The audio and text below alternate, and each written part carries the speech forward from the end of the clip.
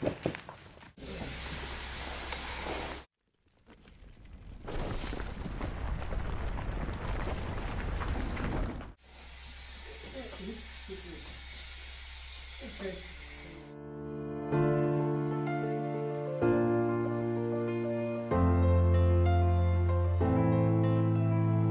hierarchy of controls is a systematic approach to eliminating or reducing workplace hazards.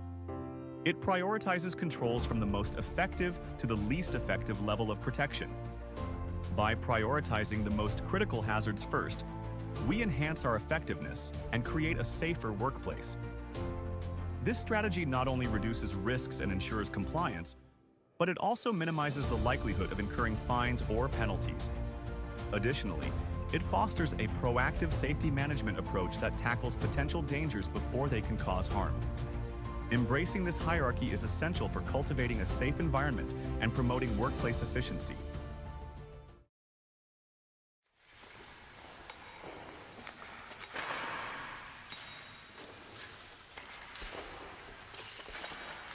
Wait. How's the shift going? Is everything alright? Okay, ma'am. Okay, pagsugod. See that loose rock there? Pag-i-check ko na kaya dami sama baka mag-collapse at mabinsani ito na akibot ko. Ay, wag kumantiya naman. Sige, wala na panahon niya. Wala problema. Safety is our always top priority. We need to eliminate that hazard before anyone gets hurt. Ang dapat ibigay rin sa problema. We're dealing with this loose rock here and it's a hazard that needs to be taken care of immediately. Ay, pamayra na. Nabay mas daw lang kung hindi pa na. Hindi na ako tunod. Dili ka na pasabot ka. We have a responsibility to ensure everyone's safety. Dapat ang galo nato na. Ito, boss. Kinanatang-tangan para sa itang. Ako'y na-accident pa. Pina-engineer sa natang bata na. Kailangan to i-secure na ang rock ay mag-install ng rock bolt to prevent it from falling and we need to make sure it's completely stable. Kana, maayo na. Ngunaan ninyo ha, nga safety is everyone's responsibility. We all need to be attentive and report any hazard that we can see. Nasakit ka kanila sa feeling na magtrabaho tayo ng limited dito sa kanya. Ako sa mga niaging na adlaw, ang ako ng headlamp ako ang ituligan. Good day! Kumusta man mo dire? May buntag din. Okay raman may kaso. Uy, ano man? Ano man yung problema niya dito? Ano ba ni? Kami lang mag-iayon na nila ni. Wala pala yung hapon. Wala pang bago. Okay naman yung engineer. Nasanay na submit. Bitaw.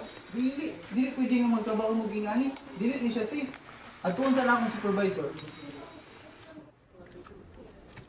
Good day, engineer. Can I have a second? Yes. Sige. Thank you. Yes, engineer. Unsa man? Is everything okay? Nalang tanong ko'y concern about sa lighting sa atong mga trabahante ba? Yes, unsa man? Ang ilang lighting dito is magubaay na. Dili na sila comfortable magtrabaho ato. Tapos, dili na siya safe. Naanad na lang sila ato. Ha? Engineer, dili na to siya safe.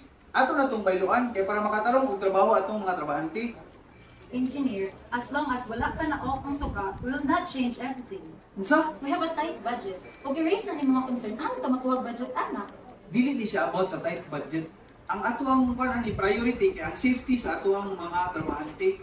Kay unsag mamatay na sila, kinsa may sila, kita gihapon. Bitaw, no? Their safety should be our first priority. I'm sorry, engineer, if I am being reckless towards them. It's alright, pero ayun na to, ha? Okay, ako saan tawagan ng my electrician. Sus, naharap niya. Thank you, engineer. Gani ka din sa pwede mo sa trabaho basta na isugan. Okay lang sa ba? Ito. Kailangan di ba yung trabaho diri?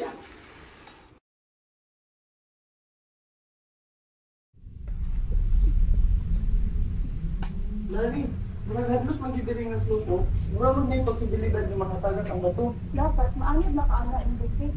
Basta, pag-init na lamang ayag buoy.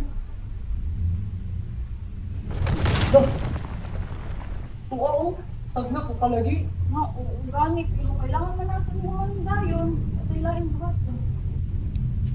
Enrique, Harry, kung saan yung gibuhat nila? Ano pala ko man secure ang slope ko? Pagbalong lang kung mga nagmamahal ato trabahan kita doon. Tapos kailangan na dayon natin yung mga man. Pero, mas importante ba yung atong safety? Di ba? Naging ako sa inyo nga need you ta mag-install og safety net. Oo, gani ma'am. Pero Kung ako na natin lang na-install na ano ba kailangan na po nung Harry, dili ta pwede magbuhat nga accident yung mahitabo diri. So, kailangan na to magbuhat na sa atong engineering control. Engineering controls such as rock bolts, safety nets, barriers, guards, ventilation systems, and specialized equipment play a crucial role in minimizing exposure to dust, noise, and hazards. They create a safer workplace, reducing risk even when adherence to safety protocols varies. We need to physically modify the environment to eliminate the hazard. So, ang pag-install of safety net kay makaprevent siya sa mga rocks na mga mataga o ang naimaigong mga tao. Doon sa man eh, nganong hinay mo kayong trabaho? Need na ba na ito i-deliver ang quota? Sir, mas importante ba ang atong safety kaysa sa paspas ng trabaho mo? Kailangan na ito mag-install ang safety net. Pero, gasto kayo na. Dili din enough atong safety protocols dili. Sir, dili jud sapat ang mga procedures kung dili ligtas ang lugar. Kailangan na ito mag-apply og engineering control at kung maaari, mas strengthen na ito ang atong administrative control na ating patupad. These controls involve a multifaceted approach, encompassing safety training, clear communication, proper work procedures, and strict enforcement of safety regulations. We need to continue regular safety trainings, strict enforcement of safety rules and regulations, and conduct weekly inspections to ensure that everything is in line or following the protocols. We need to implement strict safety protocols, provide proper training, and ensure clear communication. This will help us minimize the risks.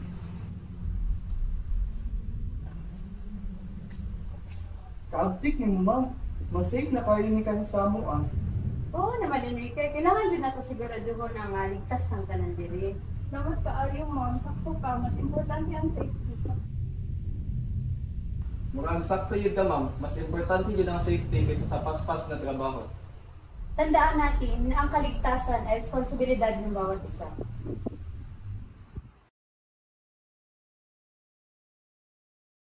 Good day, everyone. Welcome to our one-day Mine Safety and Health Seminar. Today, we're going to talk about the importance of wearing personal protective equipment in working both underground and surface mine. Kailangan ko rin ito, mas. Ibot lang, 15 years, mungod sa industry. Kung saan ang tao, bakit may tabo sa iyo, magbilang kami kinanan. Accident is inevitable. Most of the mining companies adhere to strict compliance in wearing personal protective equipment, starting from its basic, like your hard hat, mine vest, gloves, goggles, and etc. I'm a living proof to that. Mom, remember last year, last operation? Ano mo the operation? One operation. What about it? I remember na isa ka lalaki na yung tanggalon doon akong hard hat while entering the panel. Kasi ito, pinasaliyo? Yeah, kay basic yung one is wala siya 15 years na siya sa mine company. So, nito, maraming ito. Di ba, nasa itong orientation na dapat tinitanggalan ng hard hat kung gusto mo. Yeah, like I was so naive to lumino sa inyo kung nato. Unya, taod-taod na rin ni hulog nga rap na as in happy jud may ko nga kong hulog. So mo to ni gawas dahil kong dali-dali. Kaya pangitan ako tong laki nga ningon nga di daw ko magsuot og hard hat. Kabalo ka, bagda kay siya nang gingan ko niya nga tanga kayo ko. Kani tuo ko sa iya. Buong lagi na siya. Mawag yun. Papuntang. So, let's always remember to wear our personal protective equipment.